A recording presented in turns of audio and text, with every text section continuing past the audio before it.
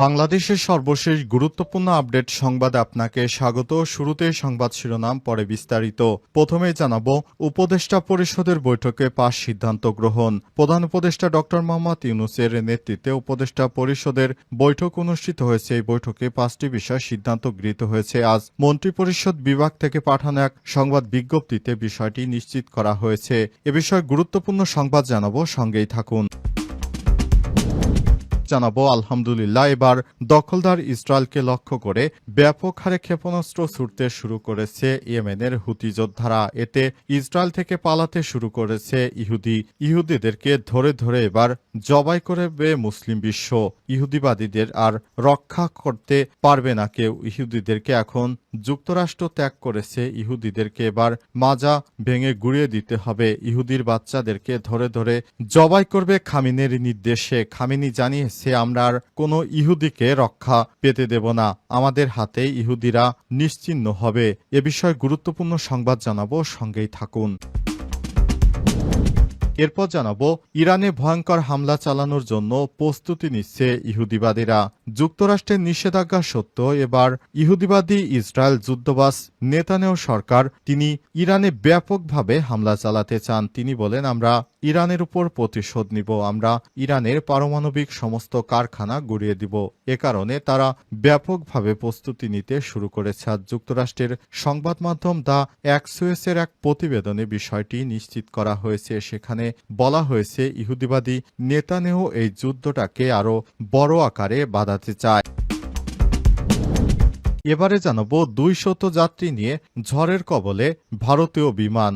ভারতের ইন্ডিগো এয়ারলাইন্সের একটি ফ্লাইট মাঝ আকাশে ভয়াবহ ঝড় ও শিলাবৃষ্টির কবলে পড়ে মারাত্মক ক্ষতিগ্রস্ত হয়েছে। অবস্থায় বিমানের নোস ধ্বংস হয়ে গেছে। তবে পাইলটের কঠোর প্রচেষ্টায় বিমানটিকে সঠিকভাবে ল্যান্ডিং করানো সম্ভব হয়েছে। জানাবো, পাকিস্তানকে কঠোর হুঁশিয়ারি ভারতের। পাকিস্তানকে এবার কঠোর হুঁশিয়ারি দিয়েছে ভারতের প্রধানমন্ত্রী মোদী। তিনি বলেন, ভারতের অধিকারে থাকা নদীগুলোর পানি পাকিস্তান পাবে না। বার্তা সংস্থা রয়টার্সের প্রতিবেদনে বিষয়টি নিশ্চিত করা হয়েছে। প্রিয় দর্শক, এতক্ষণ শুনছিলেন সংবাদ শিরোনাম, এবারে বিস্তারিত। তবে তার আগে বন্ধুরা, অনুরোধ থাকবে এই সংবাদটিতে একটি লাইক দিন। এই চ্যানেল আপনি নতুন হয়ে থাকলে আমাদের সংবাদটি দেখতে দেখতে চ্যানেলটি সাবস্ক্রাইব করে রাখুন। কমেন্ট করে বন্ধুরা আপনার মূল্যবান মতামত জানিয়ে দিন বন্ধুরা, আপনি বিশ্বের কোন দেশ থেকে বা বাংলাদেশের কোন স্থান থেকে আমাদের সংবাদটি দেখছেন এবং শুনছেন। আর বন্ধুরা, গাজা যুদ্ধে আপনি যদি নিরীহ ফিলিস্তিনিদের ভালোবেসে থাকেন, কমেন্টে ইয়েস লিখে বিশ্ববাসীকে জানিয়ে দিন। সংবাদটি আপনার সোশ্যাল মিডিয়া ফেসবুকে বন্ধুদের মাঝে শেয়ার করে দিন। এবারে বিস্তারিত।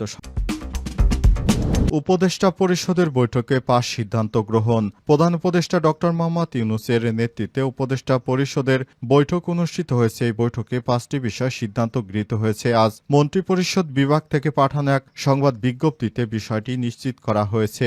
বিজ্ঞপ্তিতে বলা হয়েছে, মৎস্য সুরক্ষা ও সংরক্ষণ সংশোধন অধ্যাদেশ 2025-এর খসড়া নীতিগত চূড়ান্ত অনুমোদন দেওয়া হয়েছে।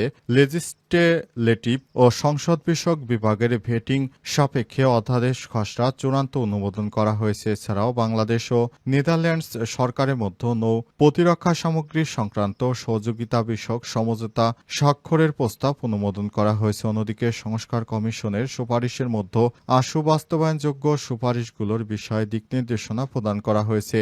বৈঠকের সম্পূরক বিষয়ে বলা হয়েছে, মন্ত্রিপরিষদ বিভাগ কর্তৃক উপস্থাপিত সংস্কার কমিশন সুপারিশগুলো বাস্তবায়নযোগ্য কিনা, বাস্তবায়নযোগ্য হলে বাস্তবায়নের সম্ভাব্য সময়সীমা এবং বাস্তবায়নের প্রভাব বা সংশ্লেষের বিষয়ে সংশ্লিষ্ট মন্ত্রণালয় বিভাগ দফাওয়ারি মতামত মন্ত্রিপরিষদ বিভাগের মাধ্যমে উপদেষ্টা পরিষদ বৈঠকে উপস্থাপন করবে। মন্ত্রিপরিষদ বিভাগে এ বিষয়ে সার্বিক সমন্বয়ের দায়িত্ব পালন করবে। বিজ্ঞপ্তিতে বলা হয়েছে, জুলাই গণ অভ্যুত্থানে শহীদ পরিবার এবং আহত ছাত্র জনতার কল্যাণ ও পুনর্বাসন অধ্যাদেশ 2025-এর খসড়া নীতিগত চূড়ান্তভাবে অনুমোদন করা হয়েছে। বৈঠকে খসড়াটি লেজিসলেটিভ ও সংসদ বিষয়ক বিভাগের ভেটিং সাপেক্ষে চূড়ান্ত অনুমোদন করা হয়েছে। ইরানে ভয়ঙ্কর হামলা করতে প্রস্তুত ইসরায়েল। পরমাণু কর্মসূচি নিয়ে যুক্তরাষ্ট্রের সঙ্গে ইরানের চলমান আলোচনার অগ্রগতি না হলে ইরানের পরমাণু কেন্দ্রগুলোর উপর সামরিক হামলার প্রস্তুতি নিতে শুরু করেছে নেতানিয়াহু সরকার। যুক্তরাষ্ট্রের অ্যাক্সিওস জানিয়েছে বিষয়টির সঙ্গে ঘনিষ্ঠ দুই ইসরায়েলি সূত্র এই তথ্য নিশ্চিত করেছে। সূত্র জানায়, ইসরায়েলি গোয়েন্দা বিশ্লেষণের সাম্প্রতিক সময় বড় ধরনের পরিবর্তন এসেছে। আগে আলোচনা সফল হওয়ার সম্ভাবনা থাকলে এখন পরমাণু আলোচনা ভেঙে পড়ার আশঙ্কা করা হচ্ছে। সূত্র জানিয়েছে, ইসরায়েলি সেনাবাহিনী মনে করছে হামলার কার্যকর সুযোগ এটাই, কারণ হিজবুল্লাহ এখন নিষ্ক্রিয়, হামাসও নিষ্ক্রিয়, হুতিরা শুধুমাত্র আছে। এছাড়াও ইয়েমেনের আসাদ সরকারের পতনের পরই সিরিয়ায় আসাদ সরকারের পতনের পর এখন ইরান একরকম অনেকটাই শক্তিহীন হয়ে পড়েছে। অবস্থায় ইরানকে দমাতে না পারলে ভবিষ্যতে হয়তো আর সফলতা হতে পারবে না ইসরায়েল। এ কারণে তারা ইরানে হামলার জন্য ব্যাপক হারে প্রস্তুতি গ্রহণ করেছে। শুধুমাত্র যুক্তরাষ্ট্রের প্রেসিডেন্ট যদি ইসরায়েলকে নির্দেশ দেয় তাহলে যে কোনো সময় হামলা চালাতে শুরু করবে ইরানে। তারা জানিয়েছে, ইরানকে তারা গুড়িয়ে দিতে চায়, ইরানের সমস্ত ঘাঁটিগুলো গুড়িয়ে দিতে চায় ইসরায়েল। ইসরায়েল জানিয়েছে তারা 1-2 দিন নয়, বরঞ্চ বেশ কয়েকদিন মিলে তারা হামলা চালাবে। অর্থাৎ এই হামলায় যেন ইরান জুড়ে পুরো বিধ্বস্ত হতে শুরু করে।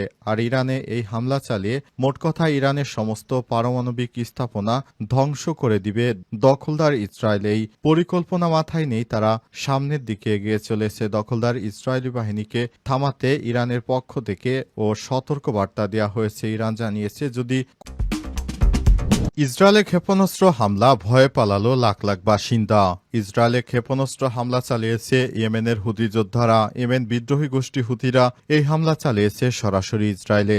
আজ টাইমস অফ ইসরায়েলের এক প্রতিবেদনে এই তথ্য জানানো হয়েছে। ইসরায়েলি সেনাবাহিনী জানিয়েছে, হুতিরা ইসরায়েলে একাধিক ব্যালিস্টিক ক্ষেপণাস্ত্র হামলা চালিয়েছে। এতে আকাশ প্রতিরক্ষা সবগুলো ঠেকাতে ব্যর্থ হয়। এর ফলে ইহুদিরা পালাতে শুরু করেছে। প্রতিবেদনে বলা হয়েছে, আজ ভোররাতে প্রথম ক্ষেপণাস্ত্রটি ছোড়া হয়েছে ইসরায়েলের কেন্দ্রীয় অঞ্চলে, বিশেষ করে তেল আবিবে সাইরেন বেজে ওঠে। এ সময় প্রায় 10 লক্ষ মানুষ নিরাপদ আশ্রয়ে ছুটে যান।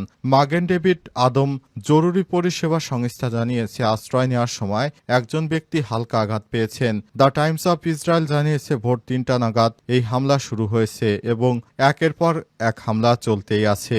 ইসরায়েল প্রতিরক্ষা বাহিনী জানিয়েছে, ক্ষেপণাস্ত্রটি সফলভাবে প্রতিরোধ করা সম্ভব হয়নি। সামাজিক যোগাযোগ মাধ্যমে ছড়িয়ে পড়া ভিডিওতে এই প্রতিরোধের দৃশ্য দেখা গেছে। সেটি দেখা গিয়েছে যে সফলভাবে ইসরায়েলের বিভিন্ন জায়গায় ক্ষেপণাস্ত্রগুলো আঘাত এনেছে। প্রতিবেদনে বলা হয়েছে, দ্বিতীয় ক্ষেপণাস্ত্রটি দুপুরের আগে নিক্ষেপ করা হয়। এরপর তৃতীয় ক্ষেপণাস্ত্রটি বিকেলে নিক্ষেপ করা হয়। এই হামলার পর জেরুজালেম পশ্চিম তীর, দক্ষিণাঞ্চল, ডেড সি সংলগ্ন এলাকাগুলোতে সতর্ক সাইরেন বেজে ওঠে। এছাড়াও মোবাইল অ্যাপের মাধ্যমে সতর্ক বার্তা দেওয়া হয়েছে। হুতিরা প্রথমে হামলার ঘটনার কথা স্বীকার করেছে এবং তারা বলেছে, আমরা দখলদার ইসরায়েলিকে ছাড়ব না, ইসরায়েলকে চূর্ণ বিচ্ছিন্ন করে দেব। এই অবস্থায় 6 জন গুরুতর আহত হয়ে হাসপাতালে ভর্তি। ইসরায়েলি বাহিনীকে শিক্ষা দিতে এবার হুতি যোদ্ধারা মাঠে নেমেছে।